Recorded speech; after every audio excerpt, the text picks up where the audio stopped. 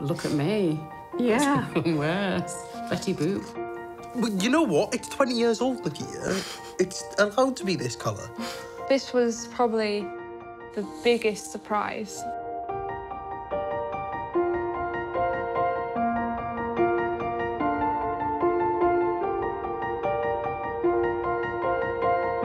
Most children, even if they're adopted at the age of 6 months, 1 year old, they still have a life and memories. There'll be first teddy bears, there'll be even, you know, bracelets from hospital. And I think I'd be so lost without the items I've had. When I was 2, I went to foster carers. We're still in contact to this day. And one of my key sort of items I sort of have from them is this blanket. It's always been a very significant item just because it is that sort of big cuddly connection with them. When I was 4 years old, I was adopted by my 2 mums. I would describe my childhood very happy, and I was very supported by my adoptive parents.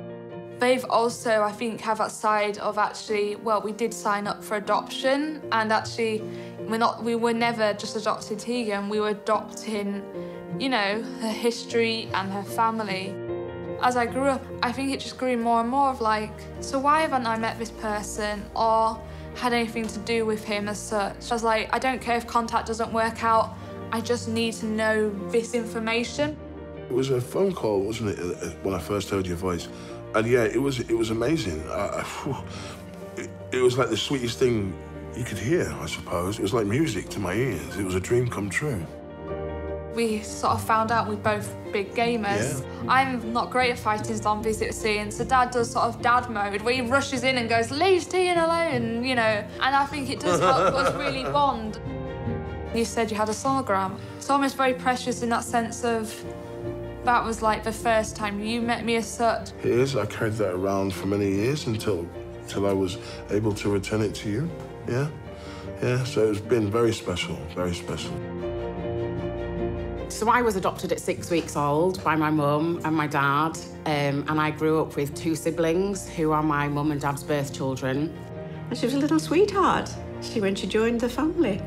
I was the only person that wasn't white in my village and perhaps in the area that I grew up. I think when I was growing up, it wasn't an issue. The biggest struggle that we had at that time was my hair. And like you can see in the photo, Mum, you've, I think, done your best as you could. I didn't know what to do. I could have done with some advice at that stage. I could have done with somebody to talk to. So this is what I had. This is Emma's history, and this is the information I had about my birth parents and why I became to be adopted. That was sent to us when Emmy came to us as a baby, and you always knew where it was. So I'd just sometimes just take myself off and just sit somewhere quiet and just read it. It wasn't until I went to college that my identity issues were raised. I didn't feel like I was anybody. I didn't feel I belonged anywhere. I felt quite alone. That was really when I thought I need to work out who I am and where I come from. This is from my birth dad. I decided to meet my birth dad first because he was black and that's the thing that was missing. This was me learning about my Jamaican and Bajan heritage and my culture and meeting extended family.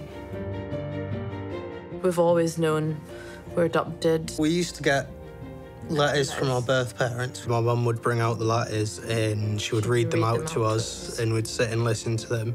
So at one point I wanted to know how I got my name. And it says here, Nikita Louise, your dad picked your name. There's a TV show called La Femme Nikita. I think it was quite a special thing for us all to find out exactly why we were called what we were called.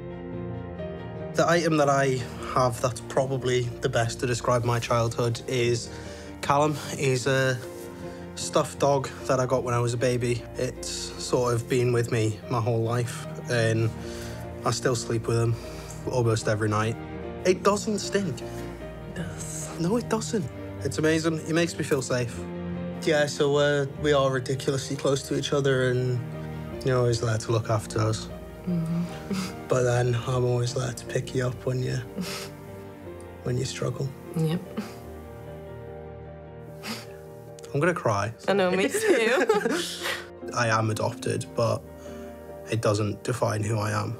I think it's made all of us into who we are, and I think having all of the... It's the foundation for the house that is Yeah. us. Yeah.